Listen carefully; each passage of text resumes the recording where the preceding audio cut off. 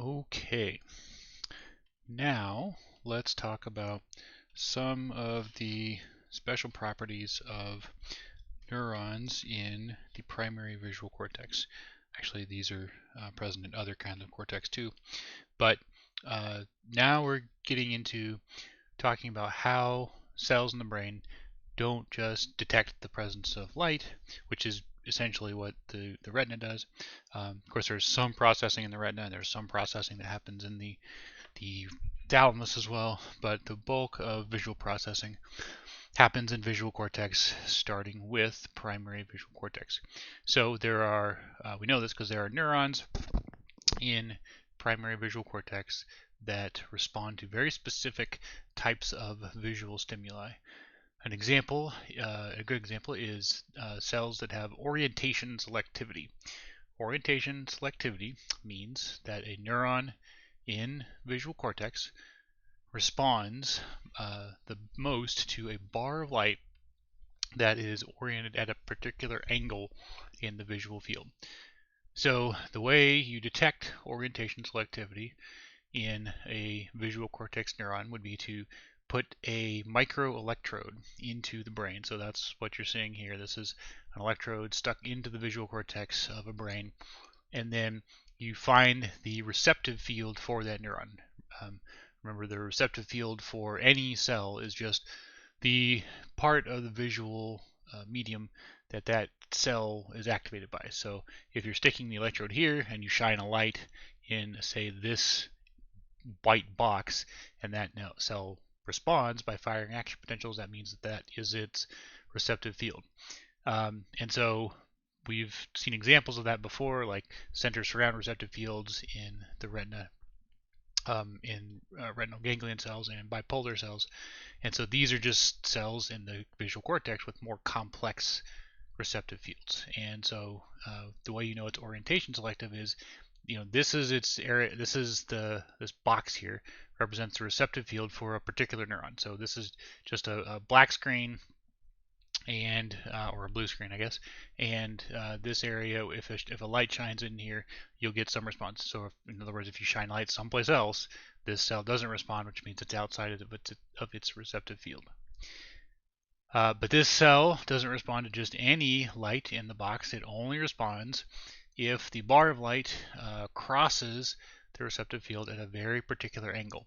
So the way you determine that is by shining bars of light at different angles within the receptive field. So again, let's say this rectangle here represents the receptive field for the neuron you're recording from, and over here this cell discharge is showing you the electrical activity of the cell that the electrode is attached to. So it's if it's flat like this, that means it's quiet. There's no responses coming from this cell when this bar of light is being shown across the receptive field at this angle. But if you rotate that bar of light so that now it's basically vertical, now the cell starts to respond. So you see action potentials firing, a short burst of action potentials. That means that it's closer to its preferred angle. So the more this bar of light turns, the more the cell responds. So here now it's responding even more. And then finally, at an angle that happens to be 90 degrees to this angle. So at this angle here, where you get the maximum response, all these vertical lines are a bunch of action potentials firing all together, and it only happens when this bar of light is hitting this receptive field at a 90-degree angle to this stimulus. And then if you keep turning, it goes quiet again. And so that is what orientation selectivity means. It means that this neuron, the one this electrode is stuck into, only fires, or it gives you the maximum response when you shine a bar of light across its receptive field at a specific angle. And so every neuron that has orientation selectivity has a preferred angle. So for example, you can map the orientation selectivity across visual cortex. This is a picture that represents orientation selectivity of different neurons across a small region of visual cortex. So this is just a region of cortex where they went through and just stuck a bunch of electrodes in,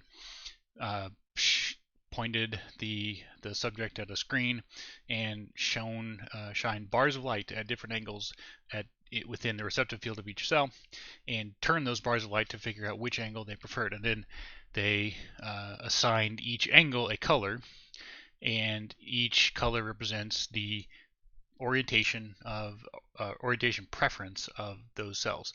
So the green represents cells that prefer a bar of light that's basically vertical when presented on the screen. Red cells prefer bars of light that are basically horizontal, and so on. And what you can see, first of all, is that one thing to point out is that these orientation selective cells appear in what are called orientation columns. So you're kind of looking down on the surface of visual cortex right now. But if you were to record or measure orientation selectivity in any point, all of the cells in that region of cortex, even the ones in different layers, if they have any orientation selectivity, would have the same orientation selectivity. That's what we mean by orientation columns. Also, it's more or less a smooth transition from one area to the other. So if you start in a green area and move in any direction, it gradually becomes yellow, and then orange, and then red. And you don't see, for example, any red regions directly touching any green regions, except for little teeny tiny kind of pinwheel points like this. So that's another property of orientation selectivity mapping. You can see that also if you measure orientation selectivity at different points kind of tangentially to the brain. So that's what they've done here. This is an experiment where they stuck an electrode in visual cortex, but kind of tangential to the surface of the brain. So in other words, instead of going straight down through the different layers, the electrode is angled roughly parallel to the surface of the brain. And so what they're doing is at each point along this electrode track, so they're coming in, they're measuring, they're measuring at multiple points along here. So they measure here and here and here and here and so on. And at each point, so at each point along this track distance, they determine the orientation selectivity of the neurons at that point. And what you usually see is when you do this is a smooth hill like this, where the difference in orientation selectivity of nearby neurons is basically the same. So if you were to pick any two neurons that are right next to each other, they have roughly similar preferred angles, whereas and it's not random either. You don't see just wild spikes up and down. So that just is the way that orientation selectivity is organized in visual cortex. There are more somewhat complex cells than that. I mean, cells that are have more complex receptive fields. For example, there are direction selective neurons. These are neurons that are also orientation selective, so this is kind of a combination receptive field. So these cells prefer a bar of light oriented at a particular angle, but moving in a particular direction. So this cell, again, if this white rectangle represents its receptive field, if you shine a bar of light that's oriented at a certain angle, it will respond, but only if that bar of light is moving in a certain direction. So in this case, they're moving the bar of light across, and the neuron doesn't fire until it is crossing, the light is crossing that receptive field. If you shine a bar of light that's in the correct orientation, so down here, we've got the bar of light oriented exactly the way this cell likes it, but now you're moving the bar this way to the left instead of the right across its visual field, and it doesn't respond. In fact, it only really responds when it first enters the receptive field. So what that means is that the direction selectivity of this neuron is a bar of light moving to the right. And so you might wonder, these kinds of receptive fields obviously would be useful for movement, but there are even more complicated examples of receptive fields. This kind of cell with this kind of pattern where you have, again, orientation selectivity, but this time its preference is for a bar of light oriented at a particular angle, but only in the center of its receptive field. So again, this rectangle represents the entire area of the retina that this cell can see, in other words, the region that it can respond to. but it really only likes a bar of light in a particular angle at the center. If you shine a bar of light off to the side, either above or below, you get no response. So this is the response pattern to this these different combinations of lights. So these are called simple cells, even though it looks kind of complicated. But you can create simple cells by combining the receptive fields of cells lower down in the pathway. So remember, the pathway we're talking about is you have retinal ganglion cells in the retina. They protect to LGN neurons, and then they all communicate with layer 4C alpha neurons. So in the case of a simple cell, the way they exist is they combine the inputs from 3 or more neurons in the retina that have these center surround receptive fields. So these, let's say you have these 3 neurons in the LGN. Each of those gets their input from a retinal ganglion cell, which has a center surround receptive field, specifically an on-center field. And each of those are right next to each other and kind of overlap. So what that means is if they're physically oriented in this direction, like they're all in a straight line like this, and they all 3 communicate or converge on this particular layer 4C neuron, then this neuron will prefer whenever a bar of light hits that that patch like this. So if your bar of light is hitting this patch of retina, trying to draw this straight across like so. So that's your bar of light. Just made it blue instead of yellow. So when the bar of light hits that patch, it's going to hit the center of all 3 of those center surround receptive fields. Now you're partially illuminating the off part, the surround of those cells too, but again, as long as the centers are illuminated and the surrounds are partially in shadow, that will activate those cells. And so the 3 of those working together will cause the layer 4C alpha neuron to respond. So if you then had that same cell and a bar of light hit it, let's say in this direction. So we've got a bar of light now at a completely different angle, almost perpendicular. Oops. Well, like so. Now that bar of light is only hitting the middle of those 3 neurons. In other words, the other 2 are dark, so they're not going to be activated. So only this cell down here is going to be activated. The other possibility, of course, is that you have a bar of light that hits in the correct orientation but not in the center. So this bar of light, for example, is in the correct orientation,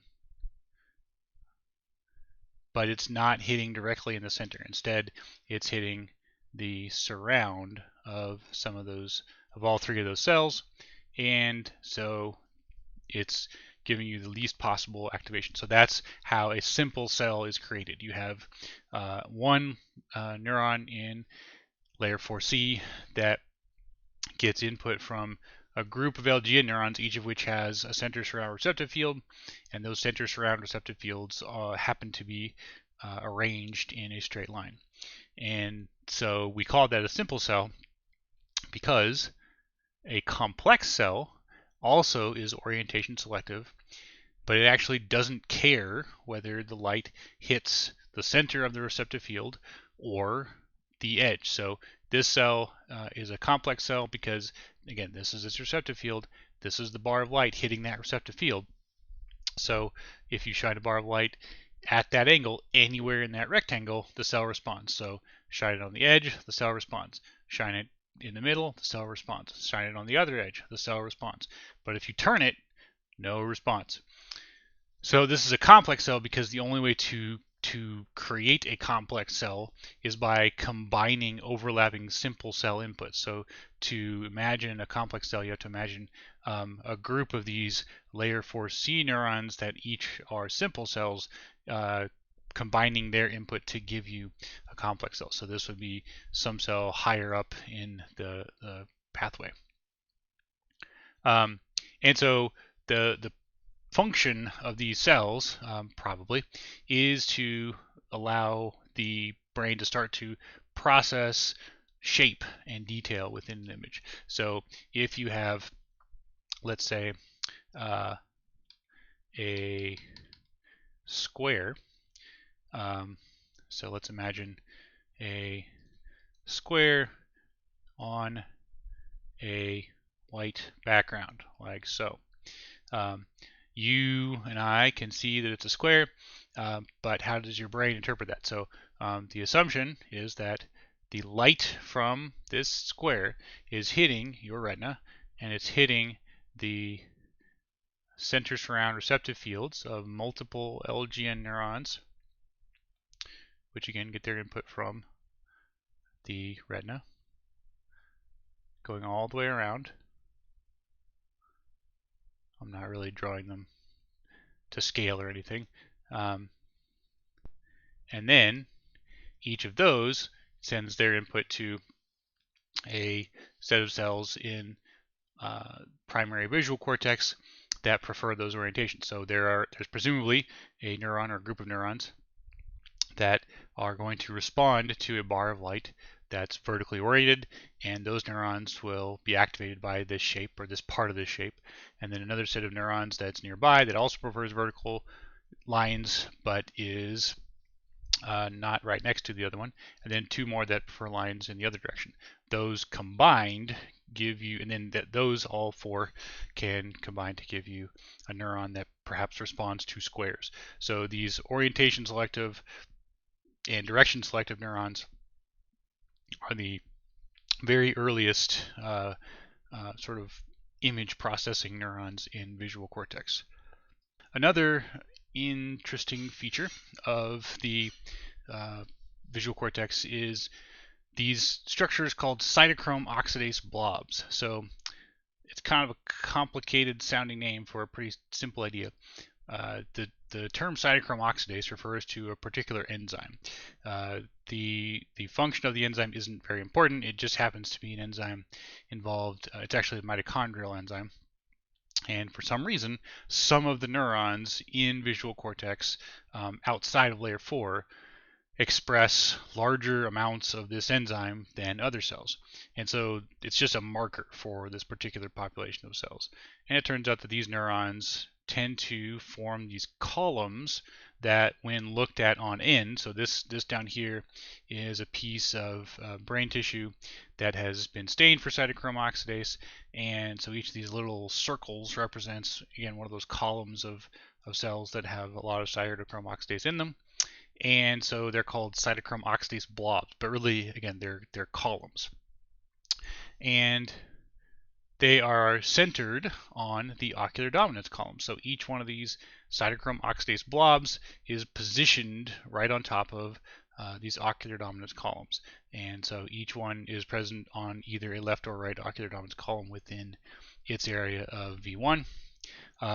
They are wavelength sensitive. So these are the first set of cells in the visual cortex that seem to be important for processing color information.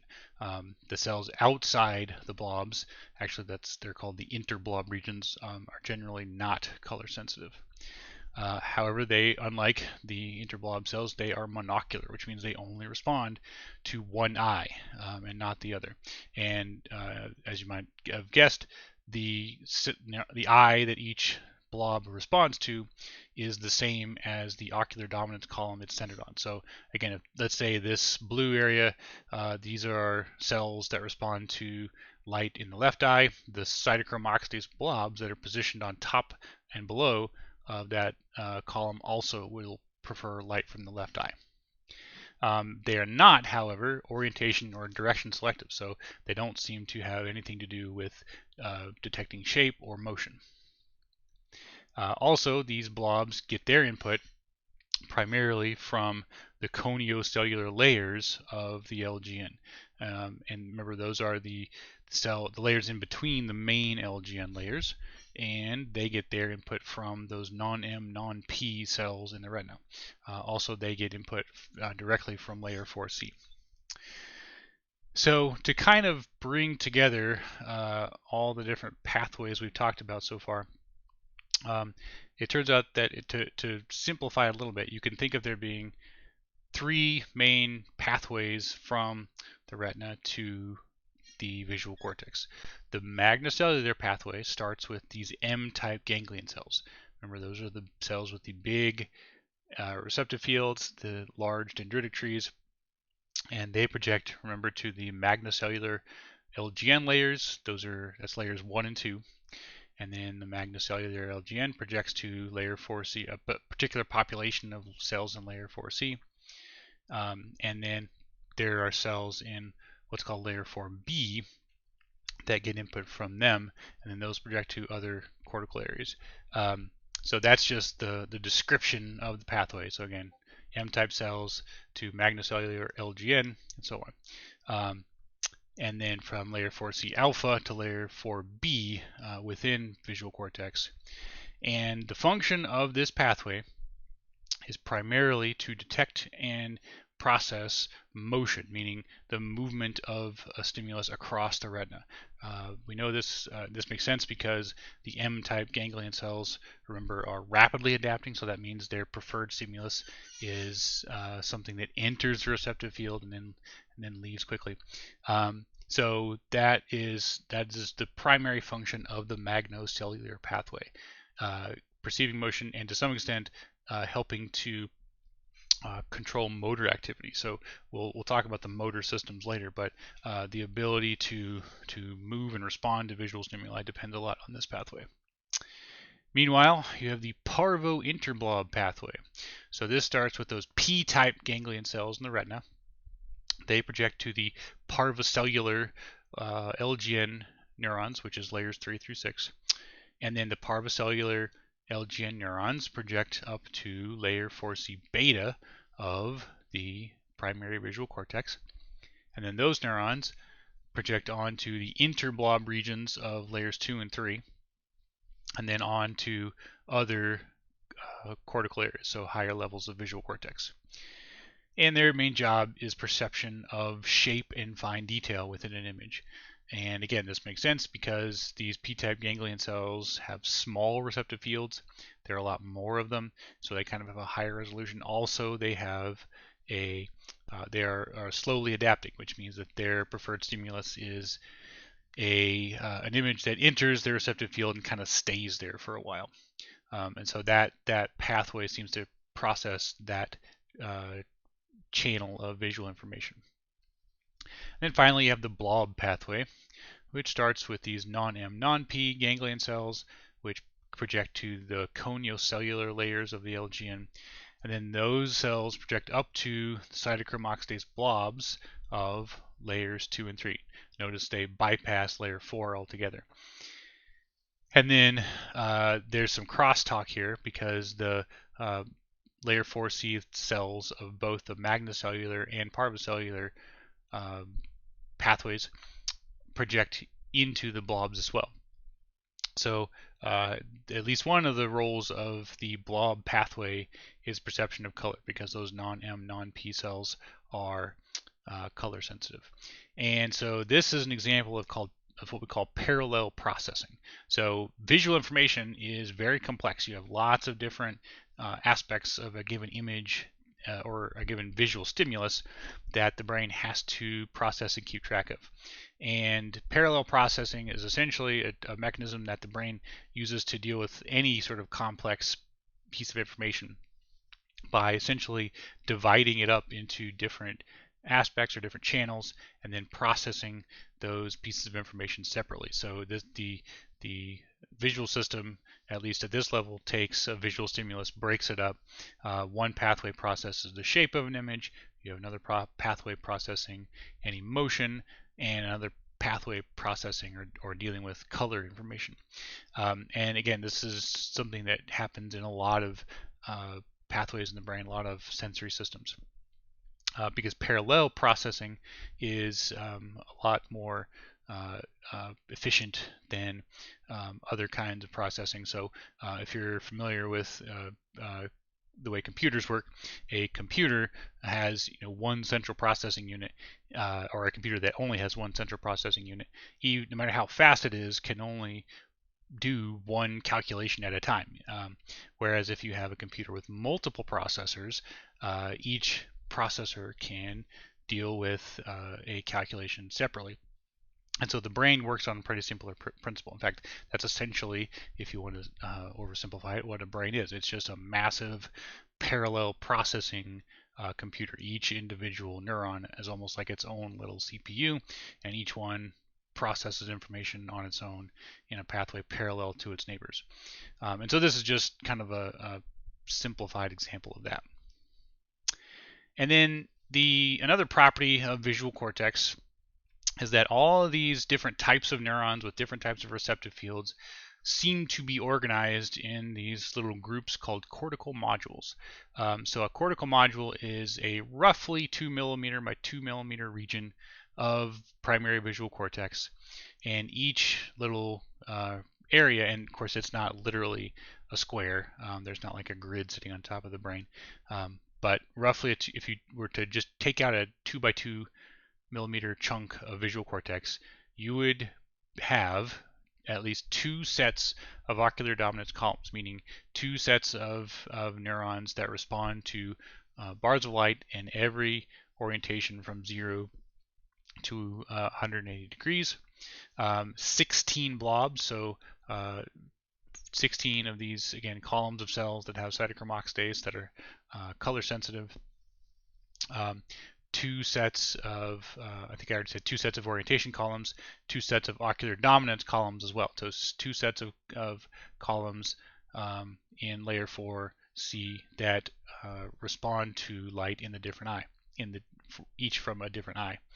And so primary visual cortex in humans, at least, or in primates, contains about 1,000 of these modules. And the idea, or the model that this was created to figure out, assumes that each one of those modules essentially contains all of the circuitry necessary for processing visual information for one particular region of the visual field. So each of these blobs, it corresponds to a patch of retina. That patch of retina, any image that hits that patch of retina would be processed by that particular cortical module. It's kind of an oversimplification because, again, the brain is almost never organized into these nice little boxes like this, but it is a way of kind of thinking about how visual cortex, primary visual cortex anyway, is organized. So next time we will talk about areas of visual cortex beyond the primary visual area.